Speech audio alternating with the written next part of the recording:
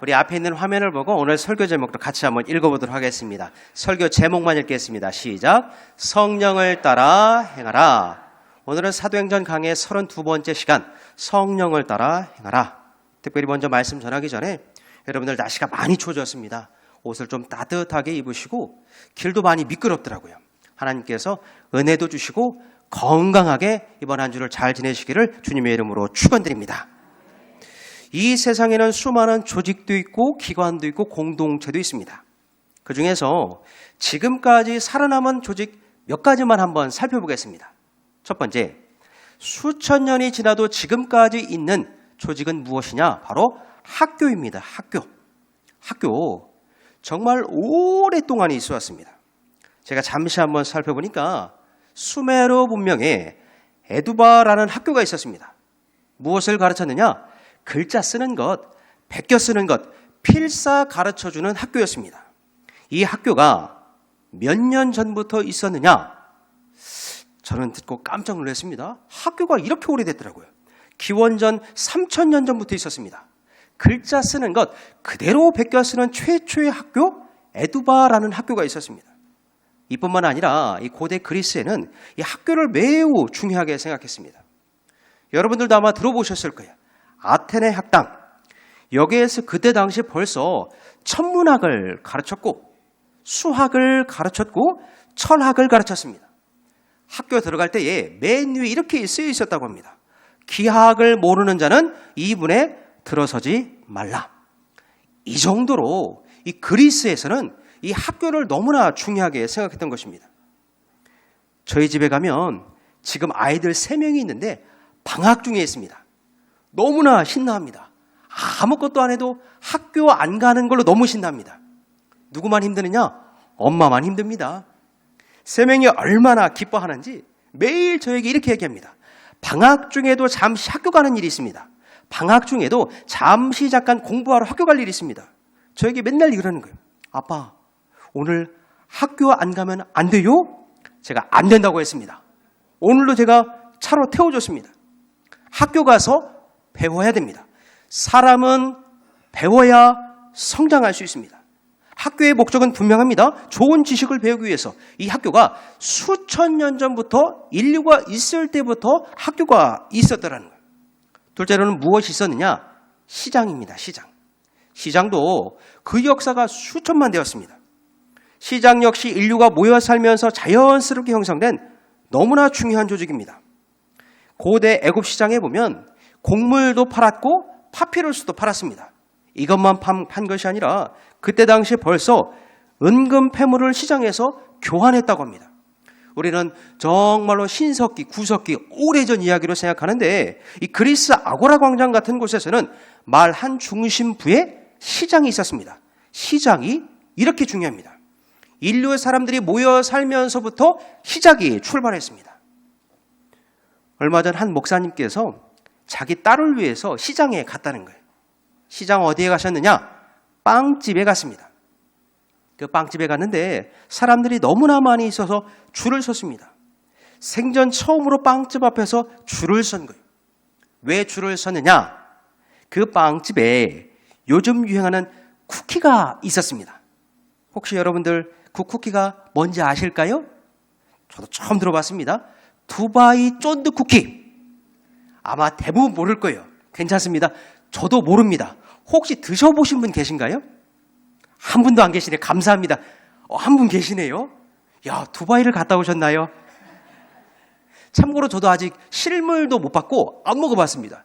이게 너무 인기가 있는데 그 시장 빵집에서 판다라는 거예요. 그래서 이 원래 목사님이 줄 서는 분이 아니었습니다. 기다리는 분이 아니었습니다. 그 빵집에서 1시간 기다려서 샀답니다. 왜 샀느냐? 사춘기 딸 아이가 먹고 싶다고 하니까 줄 서서 산 거예요. 시장의 목적은 분명합니다. 좋은 물건을 사기 위해서. 사람은 목적이 있으면 기다릴 수 있습니다. 그런데 이런 조직과는 목적이 완전히 다른데도 지난 2000년 동안에 불붙듯 생명력을 얻은 기관이 하나 있습니다. 그곳이 어디냐? 바로 교회입니다. 좋은 지식을 얻는 것도 아니고 좋은 물건을 사는 시장과 같은 것도 아닙니다. 그런데 교회는 2000년 동안 계속 부흥해왔습니다. 제가 이야기하는 것이 아니라 교회 역사가 그렇습니다. 기독교 역사는 처음부터 지금까지 계속해서 부흥의 역사였습니다. 나라가 바뀌어도, 국가가 바뀌어도, 왕이 바뀌어도, 제도가 바뀌어도 교회는 한 번도 멈추지 않고 계속 부흥했습니다. 처음에는 교회가 건물도 없었습니다. 처음에는 교회가 제도도 없었습니다. 박해와 공격이 얼마나 심한지 지하 땅으로 들어갔습니다. 여러분들도 들어보셨을 거예요. 교회의 초창기 모습은 지하 땅굴 카타캄 교회입니다. 사람들의 눈에 띄지 않은 교회에서 몰래 숨어서 드렸던 예배입니다. 그럼에도 불구하고 교회는 사라지지 않았습니다. 오히려 핍박이 심할수록, 공격이 심할수록, 탄압이 심할수록 교회는 불일 듯 일어났습니다. 자, 그렇다면 지난 수천 년 동안 불일 듯 일어난 이 교회의 존재의 목적은 무엇이냐? 제가 앞서 말씀드렸습니다. 학교는 좋은 지식을 위해서, 시장은 좋은 물건을 사기 위해서 존재했습니다. 그렇다면 교회의 존재 목적은 무엇이냐? 다른 것 없습니다. 영혼 구원. 교회의 목적은 단순하지만 명쾌합니다. 예수 이름 전해서, 복음을 전해서 죽어가는 모든 영혼들 살려내는 곳이 교회입니다. 교회는 내 지식을 더 쌓기 위해 오는 것이 아닙니다. 교회는 내 소원을 이루기 위해서 오는 것도 아닙니다.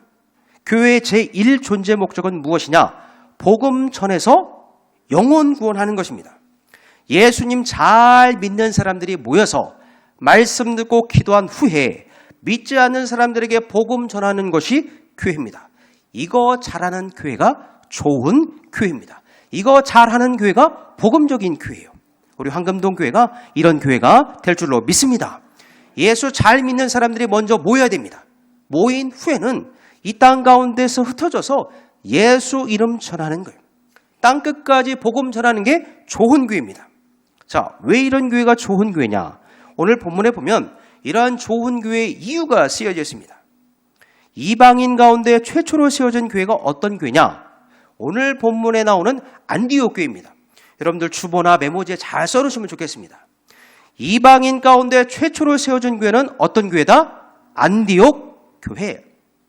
우리는 이 교회를 흔히 초대교회라고 부릅니다. 유대인들만 주로 모여 있었던 회당과는 차원이 달랐습니다. 복음으로 세워졌고 십자가 위에 세워졌고 예수 그리스도의 보혈 위에 세워진 첫 번째 모델 초대교회가 안디옥 교회였습니다. 안디옥 교회를 잘 살펴보면 이 안에 교회의 존재 목적이 다 쓰여 있습니다. 자, 본문 1절부터 쓰여져 있는데 우리 화면 한번 보여주실까요? 사도행전 13장 1절 여기서부터 이 교회의 존재 목적, 초대교회가 세워진 이유가 쓰여져 있습니다. 자, 1절 말씀을 화면을 보고 같이 한번 읽어보도록 하겠습니다. 안디옥 교회 시작.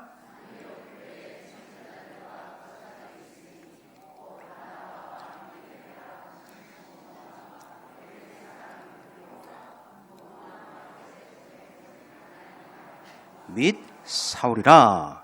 여기에 보면 길게 쓰여져 있는데 특징적으로 이름이 쓰여져 있습니다.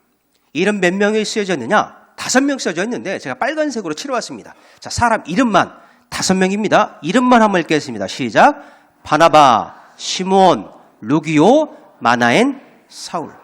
여기에 보면 5명의 이름이 쓰여져 있는데 똑같은 사람 한 명도 없습니다. 공통점도 없습니다.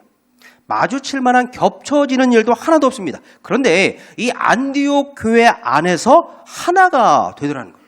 이 5명 전혀 다른 사람들인데 안디옥 교회에서 하나가 되었습니다. 비결이 무엇이냐? 안디옥 교회에 성령이 임했습니다. 성령이 충만하니까 서로 다른 사람들이 하나가 되었습니다. 성령은 어떤 영이냐? 하나님의 영, 진리의 영, 거룩한 영, 생명의 영. 이 성령을 받으니까 안디교회의 수많은 사람들이 하나가 되더라는 거예요. 수많은 차별이 있었습니다. 수많은 구별이 있었습니다. 수많은 벽들이 있었습니다. 그런데 성령 받으니까 하나가 되었습니다. 사도행전 13장 1절 말씀, 이 한 구절에 교회의 존재 목적이 쓰여져 있습니다. 성령이 임하니까 어떻게 수많은 인간적인 벽들을 뛰어넘을 수 있는지 1절에 다 쓰여져 있는 거예요. 자, 제가 그 벽들, 뛰어넘은 벽들, 그 차별들 그림으로 준비해 왔는데 그림도 한번 보여주시죠. 자, 제목 한번 읽어보겠습니다. 시작. 안디옥 교회 벽을 넘어서다. 1절 말씀을 토대로 제가 7가지를 한번 만들어 봤습니다. 자, 안디옥 교회 어떤 벽들을 넘어섰느냐 하나씩 간단히 살펴보겠습니다. 첫째로 인종의 벽을 넘어서다. 이 안에 정통 유대인도 있었고 저 땅끝 이방인들도 다 섞여 있었습니다. 그런데 성령 받으니까 하나 되었습니다.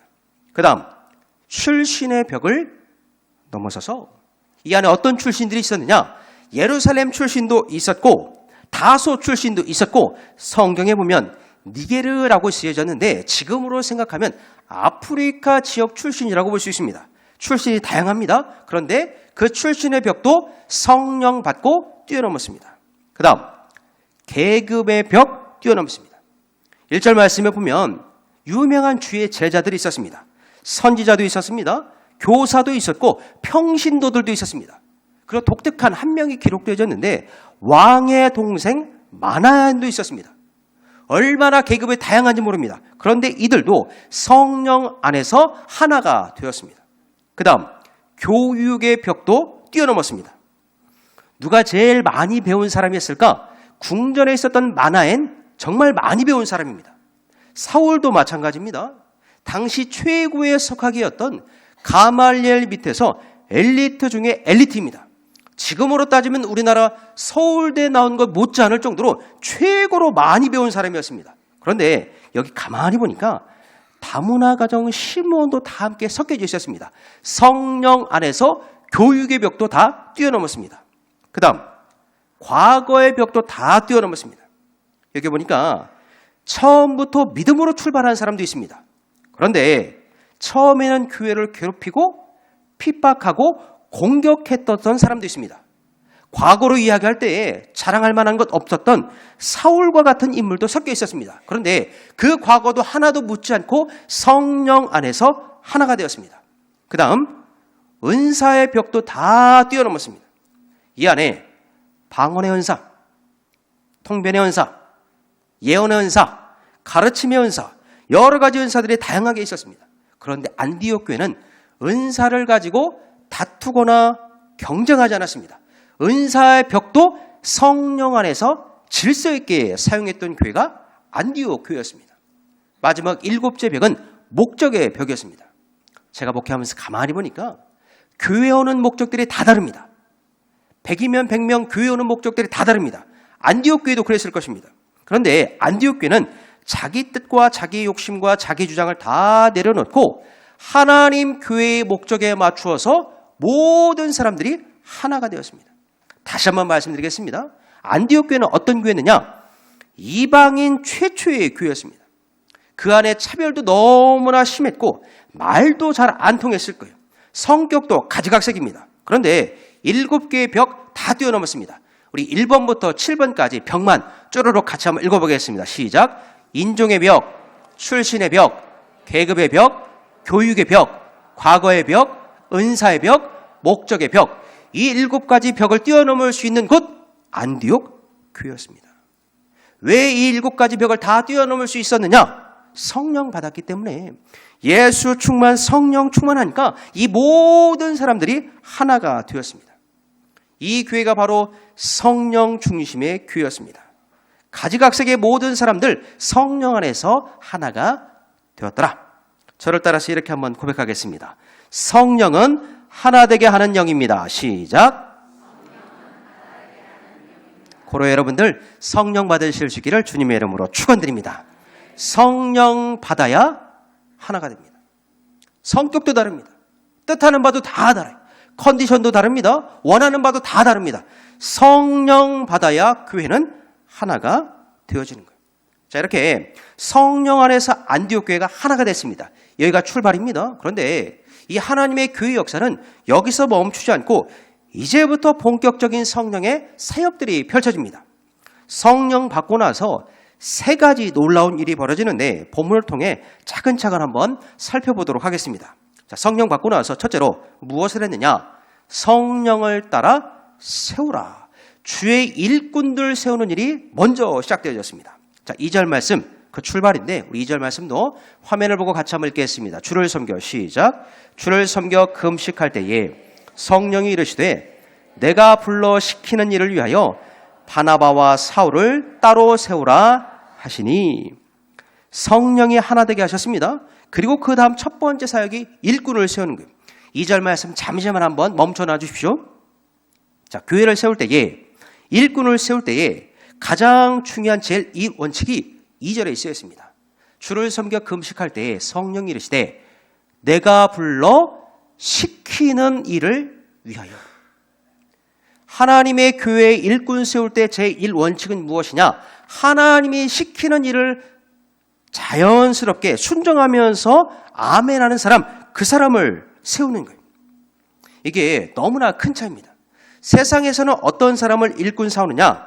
자기가 하고 싶은 일, 잘하는 일, 남들에게 박수받고 인정받는 일, 그거 잘하면 됩니다. 그런 사람 세워주는 게 맞는 것입니다. 틀린 말이 아닙니다. 그런데 교회 일꾼 세울 때는 전혀 그렇지 않습니다. 순종이 먼저였습니다. 내가 하고 싶다고 해서 이 일을 하고 내가 하고 싶다고 해서 저 일을 하는 것이 아닙니다. 2절에 쓰여 있습니다. 내가 불러 시키는 일을 위하여. 하나님이 시키는 일, 그것에 순종 잘하는 것이 제일 잘하는 거예요. 우리 교회 이야기는 아니고 서울에 가면 아주 큰 교회가 있습니다. 제가 교회 이름은 말씀드리지 않겠습니다. 엄청 큰 교회입니다. 그 교회에 연초가 되면 이제 봉사 신청을 받습니다. 각 부서마다 거기는 큰 교회니까 수십 가지 봉사 신청 항목들이 있습니다. 그러면 사람들이 신청을 하는 거예요. 그런데 그 교회에 봉사 신청을 받을 때에 조금은 독특한 원칙을 하나 세웠습니다. 그 원칙이 무엇이냐? 사람들이 일지망으로 신청한 것, 거기에는 일부러 안 시키고 사람들이 부족한 부서, 사람들이 잘 신청하지 않는 부서, 거기에 일방적으로 배치해서 일을 시키더라는 거예요. 예를 들어 보겠습니다. 학교 선생님입니다. 교육학을 전공한 분이에요. 그분 교회 학교로 보내지 않고 식당 봉사 시킵니다. 언뜻 보면 이해가 안 됩니다. 회계학 전공했습니다. 재정부로 갈 줄 알았는데 그 사람을 주차 봉사하는 일로 시킵니다. 실제로 이 교회에 엄청 유명한 분이 주차 봉사에서 유명해진 일이 있었습니다. 사람들이 이해가 안 간 거예요. 사람들이 자기가 하고 싶은 것, 전공이 있는데 잘하는 것, 그거 살려주지 않는다고 뒤에서 엄청 원성이 자자했습니다. 처음에는 사람들이 이해가 안 된 거예요. 내가 잘하는 것, 세상 가운데 전공 분야가 있는데 그것 가지고 교회 섬기면 얼마나 잘할 수 있을까? 이해를 전혀 못했습니다. 그런데 시간이 지났습니다. 시간이 지나자 조금씩 변화가 일어났습니다. 어떤 변화냐? 자기가 잘 모르는 부서에 가니까 아는 게 없는 거예요. 아는 게 없으니까 말하는 것보다 듣기를 시작합니다. 이게 정말 대단한 발견입니다. 자기가 전공 분야가 아니니까 먼저 오신 선생님들 말을 듣기 시작합니다. 먼저 찬양 봉사한 선배 말을 듣기 시작합니다. 목회자의 말을 듣습니다. 그러면서 성도들이 나중에 이렇게 깨달았다고 합니다. 교회의 일꾼은 내가 좋아하는 것 골라서 하는 것이 아니라 하나님이 시키는 일 아멘으로 하는 거구나. 실력으로 하는 것이 아니라 순종으로 일꾼이 되는 거구나. 이거를 한 명 한 명씩 깨닫게 된 거예요. 여러분들 이 얘기를 듣고 오해하시면 안 됩니다. 다 자기가 잘하는 게 있어요. 세상 가운데 주특기가 있습니다. 전공이 있습니다. 성경적으로는 은사라는 게 있습니다. 그걸 무시하는 게 아니에요. 그 안에 가만히 보니까, 영적인 눈으로 보니까 그 안에도 순서가 필요하다는 거예요. 하나님의 일의 순서는 무엇이냐? 순종이 먼저요, 은사는 다음입니다. 시끄러운 교회들 가만히 보면 특징이 있습니다. 이 순서가 바뀝니다. 똑같은 건데 순서만 바뀌면 교회가 시끄러워집니다. 은사를 강조하고 순종을 뒤로 뺍니다. 그러면 처음에는 정말 잘 되는 것 같아 보여도 시간이 지날수록 거기서부터 문제가 생깁니다. 어느 교회가 그랬느냐? 부끄럽게도 고린도 교회가 그랬습니다. 순서를 바꾼 거예요. 은사를 1순위로 두고 순종을 뒤로 뺐습니다. 그랬더니 고린도 교회 정말 처음부터 잘 되는 교회인 줄 알았습니다. 정말 자랑이 많은 교회인 줄 알았습니다. 그런데 은사 제1주의로 가면서 개인 영광으로 빠지게 되었습니다. 순종 제1로 가야 교회 영광, 하나님 영광이 되더라. 이게 제가 하는 말이 아니라 안디옥 교회가 이러한 영적 순서를 지키기 위해서 반드시 먼저 한 게 있습니다. 자, 3절 말씀이 그겁니다. 순서가 중요한 거예요. 은사가 먼저가 아니라 순종이 먼저다. 자, 3절 말씀이 그 구체적인 실천사항인데 우리 3절 말씀도 마저 읽겠습니다. 이해 시작.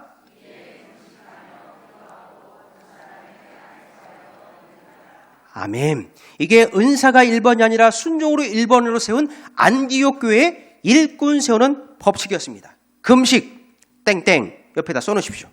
욕심 내려놓는 순종훈련. 기도 내 것 내려놓는 순종훈련.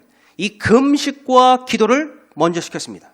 그냥 아무에게나 일꾼 세우는 것이 아니라 금식, 욕심 내려놓는 순종훈련을 통과하고 기도, 내 것 내려놓는 순종훈련을 통과한 후에 안수한 다음에 일꾼을 세웠습니다. 성령의 사람 세우는 게 이렇게 어려운 것입니다. 이런 한 사람을 제대로 세워야 교회가 세워지는 거예요. 그 다음부터는 다 자동입니다. 이렇게 엄격하게 순종하는 사람을 세웠더니 안디옥 교회가 조용하지만 강한 교회가 됐습니다. 작은 교회지만 영향력이 큰 교회가 되더라는 거예요. 세계적인 신학자이자 영성가인 리처드 포스터가 이런 말을 했습니다. 이 시대에 필요한 사람은 지식이 많거나 재능이 많은 사람이 아니라 깊이가 있는 사람입니다. 이 말이 너무나 멋있습니다. 지금 이 시대에 필요한 사람은 지식이나 재능이 많은 사람이 아니라 무엇이? 깊이가 있는 사람이라는 거예요. 깊이가 있는 사람이 무엇인지 제가 화면으로 한번 써봤습니다. 깊이가 있는 사람은 어떤 사람이냐? 우리 답만 한번 읽어보겠습니다. 시작. 말씀의 뿌리를 내리고 그 말씀에 순종하는 사람. 이거 아니면 신앙생활 아무리 오래 해도 얕은 사람입니다. 정말 죄송합니다. 말씀에 뿌리 내리지 않고 순종하지 않으면 연수가 아무리 길어도 얕은 사람이에요. 그런데 아무리 새가족이라 하더라도 말씀에 뿌리를 내리고 그 말씀에 순종하면 깊이 있는 사람이 되는 거예요.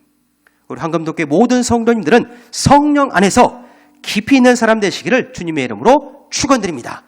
깊이가 있어야 됩니다. 길이가 아닙니다. 깊어져야 돼요. 하나님의 사람, 성령 받은 사람은 길이를 자랑하지 않고 깊이 있는 사람이 되어야 되더라. 자, 둘째로 성령을 따라 행하는 것이 무엇이냐? 성령을 따라 보내라. 하나님께서 일꾼을 세우신 후에 어떠한 역사가 이어지는지 4절 말씀이 쓰여 있습니다. 우리 4절 말씀도 같이 한 목소리를 읽겠습니다. 시작. 두 사람이 성령의 보내심을 받아 실루기아에 내려가 거기서 배 타고 구브로에 가서, 여기에 빨간 글씨로 이렇게 쓰여 있습니다. 누구의 보내심을 받아? 성령의 보내심을 받아. 성령이 얼마나 중요한지 오늘 본문에서는 성령이 가장 많이 나옵니다. 지금 바울과 바나바를 일꾼으로 세웠습니다. 금식시키고 기도한 후에 일꾼 세웠습니다. 일꾼 세우는 게 목적이 아니었습니다. 일꾼 세워서 보내는 게 목적이었습니다. 어디까지 보냈느냐? 4절 말미에 보니까 구브로까지 보냈습니다. 구브로. 우리가 이 구브로라는 단어를 많이 듣고 익숙한 용어이지만 위치적으로는 좀 헷갈릴 것 같아서 제가 지도를 준비해왔습니다. 우리 지도도 한번 보여주실까요? 구브로가 어디냐? 저기 끝에 안디옥이 있습니다. 안디옥에서 출발해서 동그란 화면, 바보가 제일 먼저 보이네요. 바보 섬 위에 그 통칭해서 구브로라고 검은 글씨 쓰였습니다. 저 위치가 구브로입니다. 그럼 구브로가 육지였느냐? 아닙니다. 섬이었습니다. 섬이었기 때문에 걸어서 갈 수 없고 반드시 무엇을 타야? 배를 타야 들어갈 수 있었습니다. 그렇다면 구브로는 엄청 좋은 곳이고 엄청 가고 싶은 곳이고 엄청 안전한 곳이었느냐? 아니었습니다. 저기 안디옥에서 배 타고 구브로까지 가는 길, 험한 길이었습니다. 지금과 같은 배가 아니었습니다. 목숨을 담보로 해서 가는 길이에요. 안전한 곳이 아니었습니다. 보기에는 너무 아름다운 섬이었지만 그 섬에는 우상 숭배하는 자 이방인들로 가득 찬 곳이었습니다. 특별히 어떤 우상 숭배자들이 가득했느냐? 마술 행하는 사람, 점술 행하는 사람, 하나님과는 너무나 동떨어진 자기 마음대로 사는 이방인들로 가득 찬 섬이 바로 구브로였습니다. 그럼 이 고생스러운 구브로에 왜 갔느냐? 도대체 왜 갔느냐는 거예요. 이유는 간단합니다. 4절에 딱 한 문장으로 쓰였습니다. 성령의 보내심을 받아. 쉽게 표현하면 성령이 가라 하니까 간 거예요. 자기는 안 가고 싶습니다. 그럼에도 불구하고 성령이 가라 하니까 간 거예요. 안디옥 교회 성도들은 성령에 이만큼 민감했습니다. 하나님 말씀에 이 정도로 순전하게 순종했던 사람이에요. 자, 그리고 오늘 본문에는 안 쓰여져 있는데 왜 하필 구브로에 갔느냐? 숨겨진 이유가 또 한 가지 있습니다. 오늘 본문에는 안 쓰여져 있습니다. 자, 구브로 어떤 땅이냐? 누구에게 특별한 땅이었느냐? 본문에 바나바라는 사람이 등장합니다. 바나바. 이 바나바에게 구브로는 너무나 특별한 땅이었어요. 너무나 특별한 섬이었습니다. 그 내용이 어디에 쓰여졌느냐? 여러분들 성경을 찾을 수 있으면 성경으로 한번 찾아보시고 화면으로도 한번 준비해왔습니다. 왜 바나바에게 구브로가 특별한 섬이었는지 사도행전 4장 36절 찾거나 화면을 한번 참고하도록 하겠습니다. 잠시 한번 시간을 드리겠습니다. 한번 찾아보셔도 좋겠습니다. 본문에는 안 쓰여져 있는데 왜 이 구브로 땅이 바나바에게 특별한 땅이었느냐? 우리 찾거나 화면을 보면서 36절 같이 한번 읽겠습니다. 시작. 구브로에서 난 레위족 사람이 있으니 이름은 요셉이라. 사도들이 일컬어 바나바라. 번역하면 위로의 아들이라 하니. 이 화면 잠시 멈춰 주십시오. 제가 문제 낼 테니까 여러분들 한번 맞춰보십시오. 구브로는 누구의 고향이었을까요? 감사합니다. 우리 찬양대 쪽에서 대답이 제일 크게 나왔습니다. 이 구브로란 땅이 성경에 오늘 본문에 나오는 바나바라는 주의 제자 고향이었습니다. 자기가 나고 자란 곳, 육신으로 보면 가장 익숙하고 편안한 땅이 바로 구브로였습니다. 고향 땅. 그런데 육신으로 보면 너무나 가고 싶은 땅이었는데 영적으로 보면 피하고 싶은 땅이었습니다. 여러분들도 한번 생각해 보십시오. 누구에게 제일 복음 전하기 어렵냐? 남편에게 복음 전하기 가장 어렵습니다. 자녀들에게 복음 전하기 가장 어려운 거예요. 명절 때 친척들 만나서 복음 전하는 게 가장 어렵습니다. 오히려 멀리 있는 사람들에게는 복음 전할 때 담대한 마음이 드는데 가장 가까운 식구들에게 복음 전하는 게 가장 어려운 거예요. 바나바가 꼭 그랬습니다. 고향 땅에 돌아가는 것, 육신적으로는 기대하고 설레는 일이었지만 영적으로 보니까 고향 가서 마주할 친척들, 식구들 보는 게 여간 어려운 게 아니었습니다. 왜냐하면 바나바는 예수의 영, 성령에 사로잡힌 사람이었고 이 구브로 땅에 있는 사람들은 악령, 마술과 점술의 영에 사로잡혔기 때문입니다. 가고 싶은 곳이 아니었습니다. 영적으로 너무나 불편한 곳이었어요. 그런데 하나님께서 가라 하니까 아무런 핑계 대지 않고 구브로에 가더라. 하나님은 편한 곳으로 우리를 보내지 아니하십니다. 어떤 곳으로 보내시냐? 필요한 곳으로 보내십니다. 하나님은 성공하는 곳으로 우리를 보내지 않습니다. 하나님은 섬기는 곳에 우리를 보내주십니다. 필요한 곳, 구브로로 가라. 섬겨야 될 섬, 구브로로 가라. 그때에 성령 충만한 주의 일꾼 바울과 바나바가 순종하며 그 땅으로 갔습니다. 여러분들도 말씀에 따라서 하나님이 가라 할 때에 순종으로 아멘 하실 수 있기를 주님의 이름으로 축원드립니다. 그때부터 역사가 시작되는 거예요. 그런데 여러분들 여기까지 잘 따라왔는데 한 가지 포인트가 있습니다. 성령이 보냈다가 해서 모든 길이 자동적으로 다 열리는 게 아닙니다. 성령에 순종했습니다. 말씀 붙들고 나갔습니다. 그럼에도 불구하고 막는 사람이 등장합니다. 나는 성령 충만하고 기도가 충만한 상태로 준비를 잘했습니다. 그러함으로 구브로 땅에 갔는데 정말 생각지도 않았던 막는 장애물이 등장했습니다. 본문의 세 번째 대지 결론이 그렇습니다. 그래도 성령을 따라 전하라. 우리 세 번째 대지는 화면을 보고 같이 한번 읽어보겠습니다. 결론입니다. 시작. 성령을 따라 전하라. 그래도 성령을 따라 전하라. 자, 이게 무슨 내용인지 6절 말씀을 보면 바로 이해가 됩니다. 막는 사람 누군지 그 이름을 떠올려 보면서 같이 한번 읽어보겠습니다.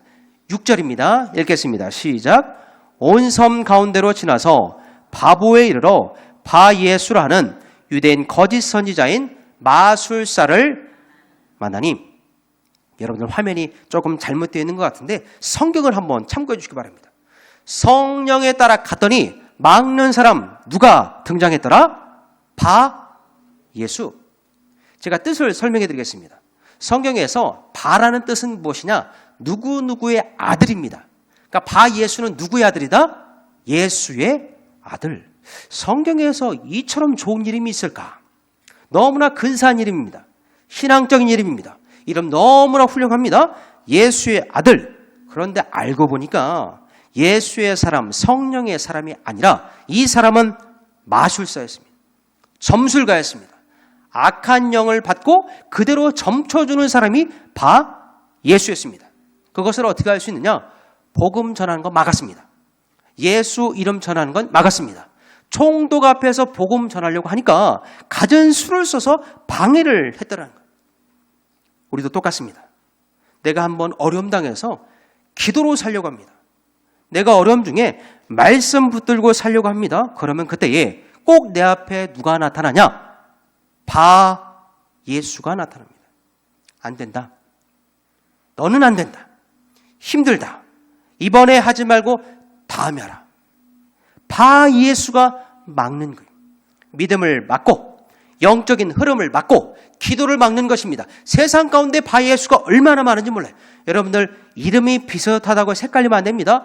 예수. 이 사람은 성령에 충만한 사람이 아니라 악령에 충만한 사람 마술사 예수였습니다. 그때 바울이 어떤 행동을 취했느냐? 9절 말씀에 쓰여졌는데 9절은 제가 한번 읽겠습니다.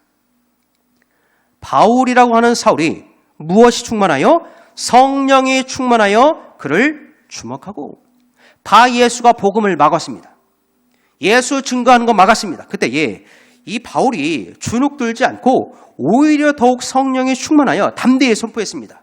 오늘 본문 말씀을 보니까 이렇게 선포합니다. 보라, 내가 맹인이 되어 얼마 동안 해를 보지 못하리라.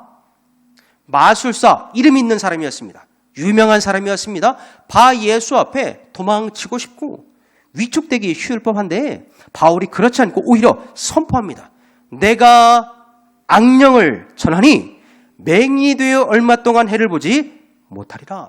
이 말 떨어지자마자 예수의 눈이 멀어버렸습니다. 그것을 누가 봤느냐? 총독이 봤습니다. 그러고 나서 그 결과가 12절에 쓰여졌는데 오늘 모든 본문 맥락 가운데 결론과 같은 말씀입니다. 예수 앞에 담대히 복음 전할 때에 어떤 열매가 맺히는지 우리 12절 말씀을 마지막으로 한 목소리로 같이 읽겠습니다. 시작. 이에 총독이 그렇게 된 것을 보고 믿으며 주의 가르치심을 놀랍게 여기니라. 아멘. 오늘 말씀의 결론입니다. 예수가 아무리 막아도 총독이 예수님을 믿게 되었습니다. 성령을 따라 살면, 성령을 따라 행진하면 반드시 열매가 있는 거예요. 예수 두려워하지 말고 여러분들 성령 따라 사실 수 있기를 주님의 이름으로 축원드립니다. 성령 따라 살아야 됩니다. 세상의 지식도 아니고 세상의 조언도 아니고 오직 성령 따라 행하여 열매가 있습니다. 제가 청년 때에 저희 교회에 신학교 졸업하는 신학생들이 오셔서 예배드린 적이 있었습니다. 그러니까 우리 교회 같은 교회에 신학교 3학년 졸업생들이 와서 예배를 드리고 특성을 부르는 시간이 되었습니다. 이분들이 이제 특성도 부르고 학교에서 졸업을 하면 세상 가운데 나가 이제 교회 안수받고 목사님 되실 분들이었습니다. 그때 이 전도사님들께서 무슨 찬송을 불렀느냐? 바로 이 곡이었습니다. 내일 일은 난 몰라요. 제가 가사만 잠시 한번 읽어드리겠습니다. 내일 일은 난 몰라요. 하루하루 살아요. 불행이나 요행함도 내 뜻대로 못해요. 제가 이 부분부터 참 감동이 되었습니다. 졸업생들, 신학생들 한 목소리 이렇게 불렀습니다. 험한 이 길 가고 가도 끝은 없고 고네요. 주님 예수 팔레미사 어떻게 내 손 잡아 주셔서 얼마나 은혜가 되는지. 우리 성도님들이 불러도 은혜가 되는데 이제 세상 가운데 나아가야 될 신학생, 졸업생들이 이 찬송을 부르는데 하나님 내 힘 의지하지 않고 성령대로 살겠습니다. 주님이 붙들어 주시는 대로 거기로 가겠습니다. 이 찬송을 부르는데 제가 청년이었는데 저 뒷자리에 앉으면서 엄청 큰 감동과 은혜를 받았습니다. 그런데 너무나 안타까운 것은 무엇이냐? 요즘 신학교는 너무나 바뀌었다는 거예요. 여러분들 듣고 다 잊으셔도 괜찮습니다. 요즘은 신학은 배워도 목회는 잘 안 하려고 한다는 거예요. 왜 그렇게 하느냐? 이 세상에 바 예수가 너무나 많은 거예요. 이제 안 된다. 끝났다. 너는 자격 없다. 뭔가 해보려고 하는데 세상에 바 예수가 너무나 많이 있으니까 신학생들도 그 바 예수의 말을 듣고 안 하는 거예요. 신학은 배워도 교회 현장에 안 오는 목회자들이 너무나 많습니다. 여러분들 기회 있을 때마다 신학교를 위해서 많이 기도해 줄 수 있기를 주님의 이름으로 부탁을 드립니다. 신학생들이 나와야 교회가 생명력을 얻는 거예요. 우리도 똑같습니다. 여러분들 기억하시길 바랍니다. 우리 앞에도 늘 바 예수가 있을 거예요. 우리의 직장, 우리의 생업, 우리의 신앙생활 늘 바 예수가 있을 것입니다. 그런데 이 말을 듣고 잘 기억해 두시길 바랍니다. 목회는 바 예수를 한번 뚫고 나가야 그때부터 목회가 됩니다. 교회는 바 예수를 한번 뚫고 나가야 그때부터 교회가 되는 거예요. 신앙도 똑같습니다.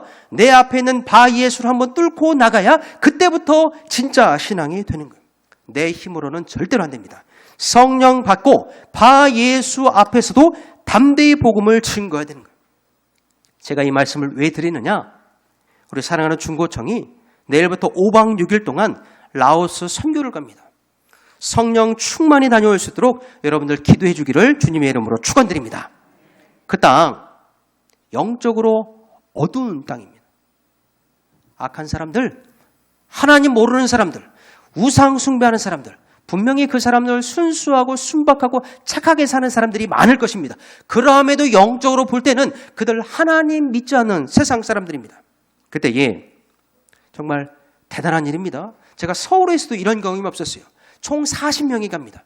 절대로 적은 수가 아닙니다. 목사님들 2명 가고 우리 선생님들도 많이 가고 총 40명이 가는 거예요. 서울에서도 제가 40명 파송한 적은 한 번도 없었습니다. 많은 인원수가 갈 거예요. 여러분들 기도 부탁하는 건 무엇이냐? 이들이 영적으로 어두운 라오스 땅에 밟을 때에 바 예수를 만날 때마다 성령 충만을 주시옵소서. 이 기도를 꼭 주님의 이름으로 부탁을 드립니다. 처음 가는 땅에 잘 알지도 못할 것입니다. 그런데 말도 안 통하고 영도 안 통하는 그 땅에 분명히 바 예수가 있을 거예요. 방해하는 사람도 있을 것이고 날개와 안전을 가지고 어려운 일, 장애도 많이 겪을 것입니다. 그럼에도 불구하고 오늘 말씀대로 바 예수를 만나더라도 총독이 예수를 믿게 된 것처럼 만날 만한 사람을 만나게 해주시고 전할 만한 자에게 전하게 하여 주셔서 하나님의 교회가 그 땅 가운데 세워지게 하여 주시옵소서. 여러분들이 성령 충만하고 오늘 예배 가운데 기도함으로 우리 선교대원들 한 명도 빠지지 않고 총 40명 성령 충만을 받으실 수 있기를 주님의 이름으로 축원드립니다.